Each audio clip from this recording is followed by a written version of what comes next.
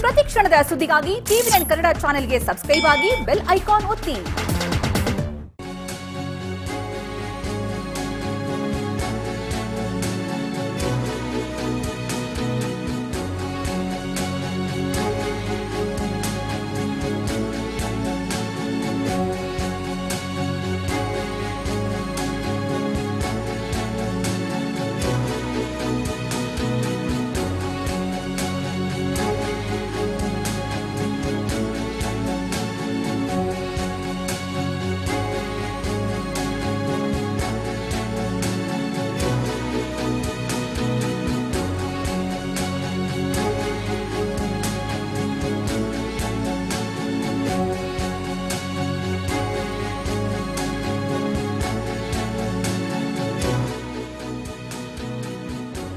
ದಿನಗಳ ಕಾಲ ಲಾಕ್ಡೌನ್ ಆಗುತ್ತಾ ಕರುನಾಡು. ಟಾಸ್ಕ್ ಫೋರ್ಸ್ ಸಭೆಯಲ್ಲಿ ನಡೀತಾ ಇದೆ ಮಹತ್ವದ ಚರ್ಚೆ. ಜುಲೈ 6ರಿಂದ ಮತ್ತೆ ಲಾಕ್ಡೌನ್ ಆಗತ್ತಾ? ಜುಲೈ 6ರಿಂದ ಇಡೀ ರಾಜ್ಯ ಲಾಕ್ಡೌನ್ ಆಗತ್ತಾ? ದೊಡ್ಡ ಪ್ರಶ್ನೆ ಇದೆ ಈಗ ಇಡೀ ಕರುನಾಡಿಗೆ. ಯಾಕಂದ್ರೆ ಸದ್ಯ ಕೋವಿಡ್ ನಿಯಂತ್ರಣ ಬಹಳ ಮುಖ್ಯವಾದಂತಹ ಸವಾಲು ಸರ್ಕಾರದ ಎದುರುಗಡೆ. ಕೋವಿಡ್ ನಿಯಂತ್ರಿಸೋದಿಕ್ಕೆ ಈಗ ಕೊರೋನಾ ನಿಯಂತ್ರಣಕ್ಕೆ 12 ದಿನಗಳ ಕಾಲ ಇಡೀ ರಾಜ್ಯ ಲಾಕ್ಡೌನ್ ಆಗತ್ತಾ?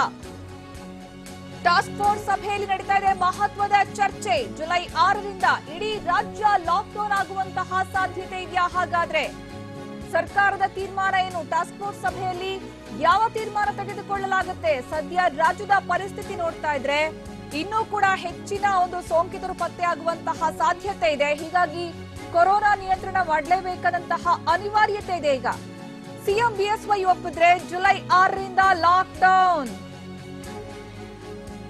ಸಿಎಂ ಬಿಎಸ್ವೈ ಒಪ್ಪಿದ್ರೆ ಜುಲೈ 6ರಿಂದ ಇಡೀ ರಾಜ್ಯ ಲಾಕ್ಡೌನ್ ಆಗುವಂತಹ ಸಾಧ್ಯತೆ ಇದೆ.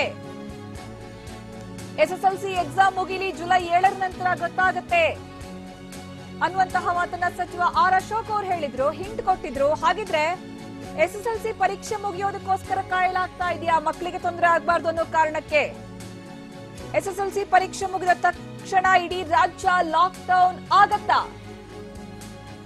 ಲಾಕ್ಡೌನ್ಗೆ ಸಂಬಂಧಪಟ್ಟಂತೆ ಕುತೂಹಲ ಇದೆ. ಈಗ ಜುಲೈ 6ರಿಂದ ಇಡೀ ರಾಜ್ಯ ಮತ್ತೆ ಲಾಕ್ಡೌನ್ ಆಗತ್ತಾ?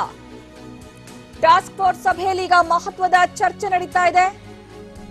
12 ದಿನಗಳ ಕಾಲ ಇಡೀ ರಾಜ್ಯ ಲಾಕ್ಡೌನ್ ಮಾಡುವಂತಹ ತೀರ್ಮಾನ ಕೈಗೊಳ್ಳಲಾಗತ್ತಾ? ಹಾಗಾದ್ರೆ ಮತ್ತೆ ಲಾಕ್ಡೌನ್ ಬೇಕು ಅನ್ನುವಂತಹ ವಿಚಾರವಾಗಿಯೂ ಕೂಡ ಸಾಕಷ್ಟು ಅಭಿಪ್ರಾಯಗಳು ವ್ಯಕ್ತವಾಗಿದ್ವು. ಸಿಎಂ ಬಿಎಸ್ವೈ ಈಗ ಒಪ್ಪಬೇಕಾಗಿದೆ. ಸಿಎಂ ಬಿಎಸ್ವೈ ಒಪ್ಪಿದ್ರೆ ಜುಲೈ 6ರಿಂದ ಇಡೀ ರಾಜ್ಯ ಮತ್ತೆ ಲಾಕ್ಡೌನ್ ಆಗುವಂತಹ ಸಾಧ್ಯತೆ ಇದೆ. ಕೊರೋನಾ ನಿಯಂತ್ರಣಕ್ಕಾಗಿ ಸರ್ಕಾರ ದಿಟ್ಟ ಕ್ರಮವನ್ನ ಕೈಗೊಳ್ಳಲೇಬೇಕಾದಂತಹ ಪರಿಸ್ಥಿತಿ ಎದುರಾಗಿದೆ ಈಗ. ಹೀಗಾಗಿ ಮತ್ತೆ ಲಾಕ್ಡೌನ್ ಪರ್ವ ಶುರುವಾಗುವಂತಹ ಸಾಧ್ಯತೆ ಇದೆ. ಈಗ ಟಾಸ್ಕ್ ಫೋರ್ಸ್ ಸಭೆಯಲ್ಲಿ ಮಹತ್ವದ ಚರ್ಚೆ ನಡೀತಾ ಇದೆ. ಸಿಎಂ ಬಿಎಸ್ವೈ ಒಪ್ಪಿಗೆಷ್ಟೇ ಬಾಕಿ ಇರೋದು. ಸಿಎಂ ಬಿಎಸ್ವೈ ಒಪ್ಪಿದ್ರೆ ಜುಲೈ 6ರಿಂದ ರಾಜ್ಯಾದ್ಯಂತ ಲಾಕ್ಡೌನ್ ಜಾರಿಗೆ ಬರಬಹುದು. ಟಾಸ್ಕ್ ಫೋರ್ಸ್ ಸಭೆಯಲ್ಲಿ ಲಾಕ್ಡೌನ್ ಬಗ್ಗೆ ಈಗ ಚರ್ಚೆ ಆಗ್ತಾ ಇದೆ.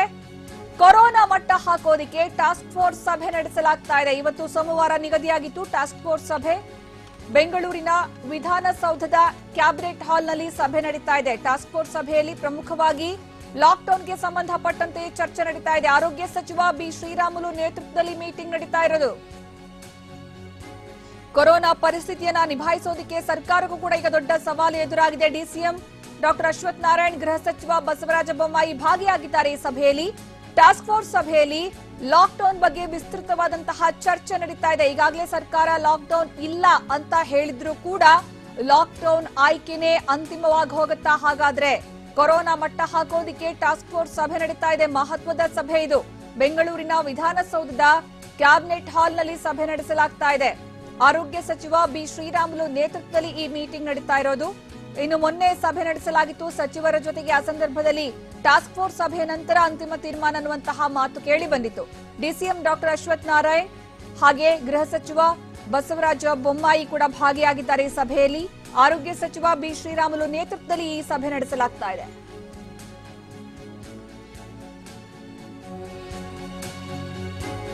ಲಾಕ್ಡೌನ್ ಒಂದೇ ಅಂತಿಮ ಪರಿಹಾರ ಅಲ್ಲ ಅಂತಾದ್ರೂ ಕೂಡ ಸದ್ಯದ ಪರಿಸ್ಥಿತಿ ನೋಡ್ತಾ ಇದ್ರೆ ಕೊರೋನಾ ಎಲ್ಲಾ ಕಡೆಯಿಂದಲೂ ಕೂಡ ಮುನ್ನುಗ್ತಾ ಇದೆ. ಕೊರೋನಾ ನಿಯಂತ್ರಣ ಮಾಡೋದಿಕ್ಕೆ, ಕಟ್ಟಿ ಹಾಕೋದಿಕ್ಕೆ ಲಾಕ್ಡೌನ್ ಅಂತಹ ಕಂಟ್ರೋಲಿಂಗ್ ಕ್ರಮ ಅಗತ್ಯ ಇದೆ ಅನ್ನುವಂತಹ ಒಂದು ಅಭಿಪ್ರಾಯ ಕೂಡ ವ್ಯಕ್ತವಾಗ್ತಾ ಇದೆ. ಹೀಗಾಗಿ ಮತ್ತೆ ಲಾಕ್ಡೌನ್ ಪರ್ವ ಶುರುವಾಗುವಂತಹ ಸಾಧ್ಯತೆ ಇದೆ. ಎಸ್ಎಸ್ಎಲ್ಸಿ ಪರೀಕ್ಷೆ ನಡೀತಾ ಇದೆ. ಈಗ ಎಸ್ಎಸ್ಎಲ್ಸಿ ಪರೀಕ್ಷೆ ಮುಗಿದ ತಕ್ಷಣ ಜುಲೈ 6ರಿಂದ ಲಾಕ್ಡೌನ್ ಜಾರಿಗೆ ಬರುವಂತಹ ಸಂಭವ ಇದೆ. ಕೊರೋನಾ ಮಟ್ಟ ಹಾಕೋದಕ್ಕೆ ಈಗ ಟಾಸ್ಕ್ ಫೋರ್ಸ್ ಸಭೆ ನಡೀತಾ ಇದೆ. ಆ ಸಭೆಯಲ್ಲಿ ಲಾಕ್ಡೌನ್ ಬಗ್ಗೆ ಈಗ ಚರ್ಚೆ ಆಗ್ತಾ ಇದೆ. ಸಿಎಂ ಬಿಎಸ್ವೈ ಒಪ್ಪಿಗೆ ಕೊಟ್ರೆ ಜುಲೈ 6ರಿಂದ ರಾಜ್ಯಾದ್ಯಂತ ಲಾಕ್ಡೌನ್ ಜಾರಿಗೆ ಬರುವಂತಹ ಸಾಧ್ಯತೆ ಇದೆ. ಒಂದು ಕಡೆ ಮಳೆಗಾಲ ಚುರುಕಾಗ್ತಾ ಇದೆ, ಇನ್ನೊಂದು ಕಡೆ ಕೊರೋನಾ ಹರಡುವಂತಹ ಪ್ರಮಾಣ ತೀವ್ರವಾಗಿ ಏರಿಕೆ ಆಗ್ತಾ ಇದೆ.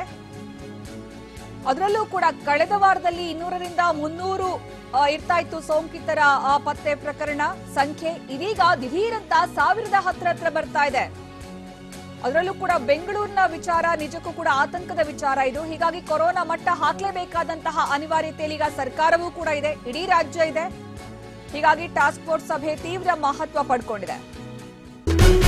ನಮ್ಮೂರು ಪ್ರತಿದಿನ ರಾತ್ರಿ 8 ಗಂಟೆಗೆ TV9 ನಲ್ಲಿ ಮಾತ್ರ.